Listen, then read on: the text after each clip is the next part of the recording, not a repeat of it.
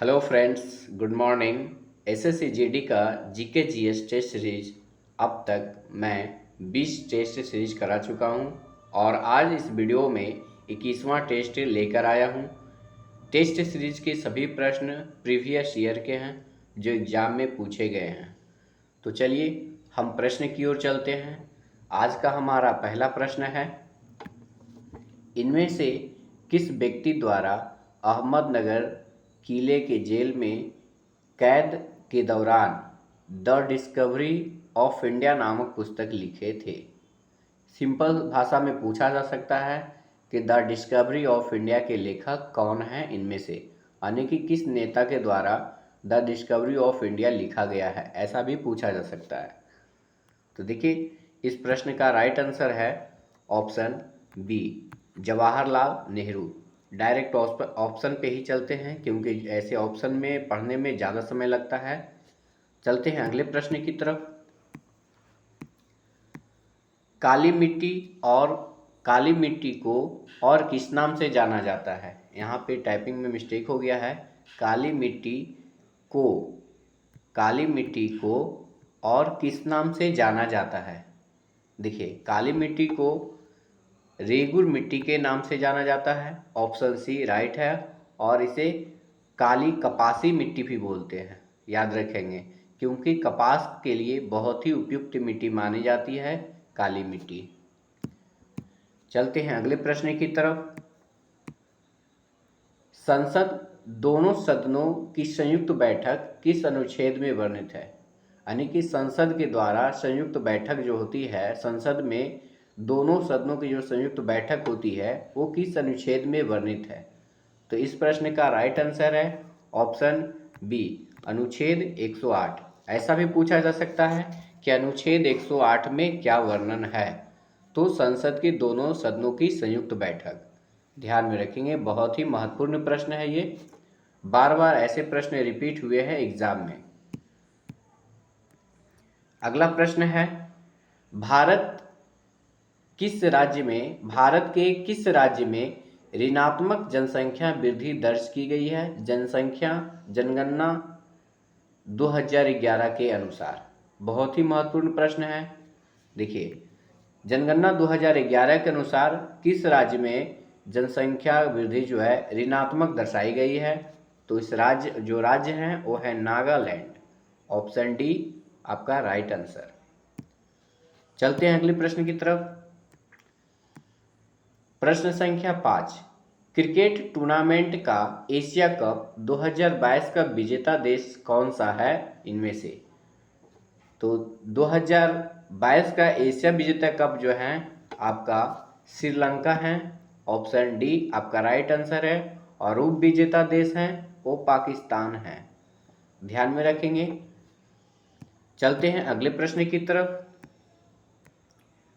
संचार सेवाएं अर्थव्यवस्था का कौन सा क्षेत्र के अंतर्गत आता है?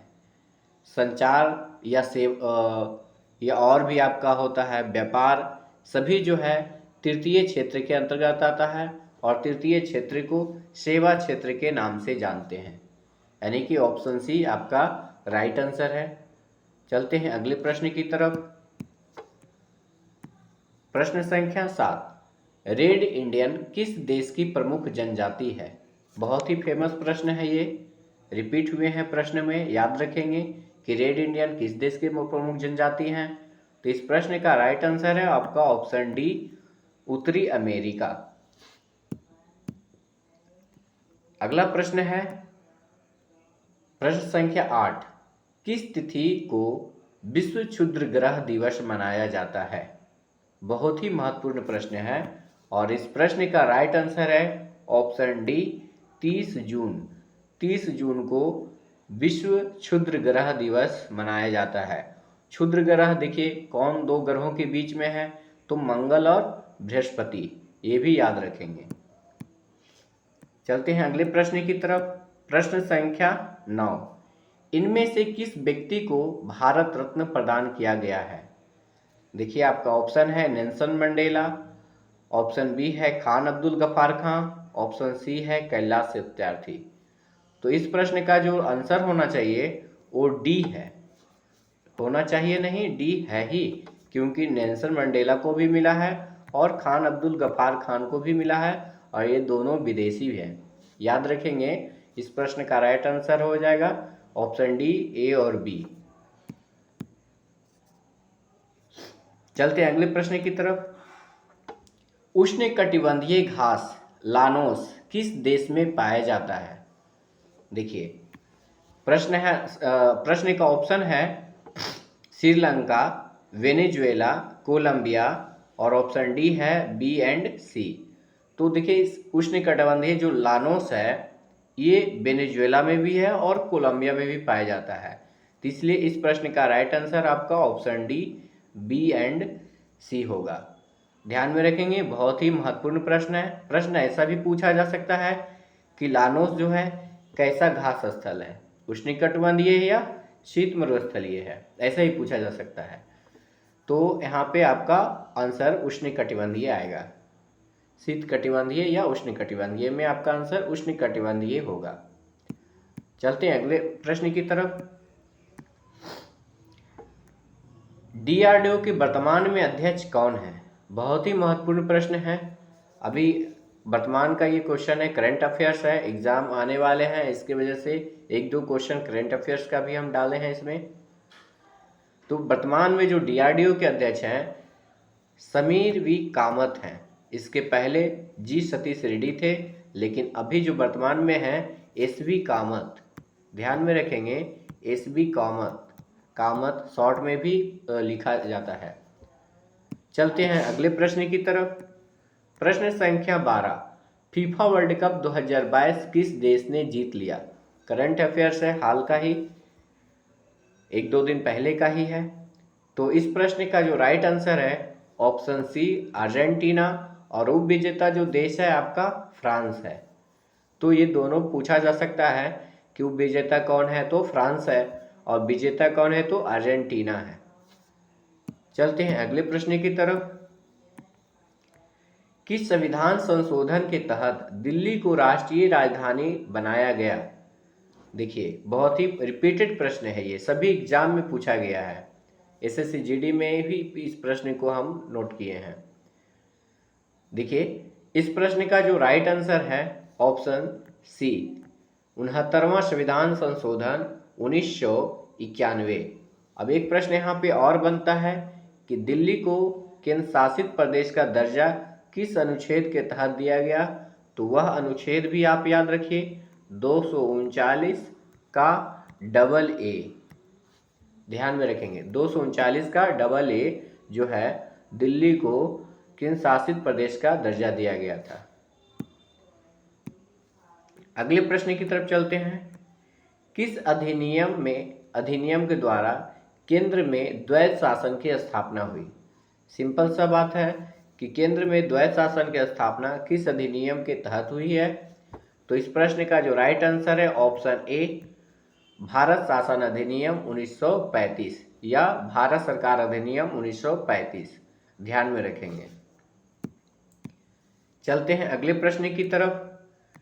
वर्तमान में लोकसभा में अनुसूचित जाति के लिए कितने सीटें आरक्षित है? बहुत ही महत्वपूर्ण प्रश्न है, और इस प्रश्न का जो राइट आंसर है आपका ऑप्शन सी, 84। ध्यान में रखेंगे, 84 सीटें जो है अनुसूचित जाति के लिए आरक्षित है लोकसभा में।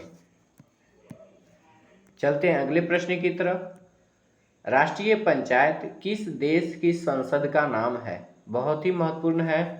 देखिए, आप इस प्रश्न के आधार पे टेस्ट सीरीज में जो भी प्रश्न है, जिस सिलेबस से आया है, जिस चैप्टर से आया है, सभी को पूरे डिटेल में आप पढ़िए, ताकि वो एग्ज़ाम में जो एसएससी जीडी का एग्ज़ाम हो अच्छे से जीके जीएस में मार्क्स उठा सके। अभी समय है पढ़ने का, अभी फेसबुक चलाने का समय नहीं है, तो आप लोग जो है ज़्यादा से ज़्यादा समय जो है आप स्टडी पर दीजिए। देखिए, हमारा प्रश्न है 16 नंबर, राष्ट्रीय पंचायत किस देश की संसद का नाम है? तो इस प्रश्न का जो राइट आंसर है ऑप्शन बी, नेपाल। जातीय संसद, सॉरी, राष्ट्रीय पंचायत जो होता है नेपाल का है, और यहाँ पे एक और प्रश्न पूछा जाता है, जातीय संसद किस देश का है, तो है बांग्लादेश का। यहाँ पे मिस्टेक हो गया। राष्ट्रीय पंचायत किस देश का है, तो नेपाल का। और अगर पूछा जाए जातीय संसद किस देश का है, तो आप आंसर लगाएंगे बांग्लादेश। और सिर्फ संसद किस देश का है, तो भारत का। अगले प्रश्न की तरफ चलते हैं। यूरोप का कश्मीर किस देश को कहा जाता है। यहाँ पे टाइपिंग मिस्टेक हो गई है, दो का लिखा गया है। यूरोप का कश्मीर किस देश को कहा जाता है, तो ये जो है देश स्विट्जरलैंड है। यूरोप का कश्मीर किस देश को कहते हैं, तो स्विट्जरलैंड को कहते हैं, याद रखेंगे। चलते हैं अगले प्रश्न की तरफ। प्रश्न संख्या 18। वर्ष 2022 तक, अभी हाल तक, भारत में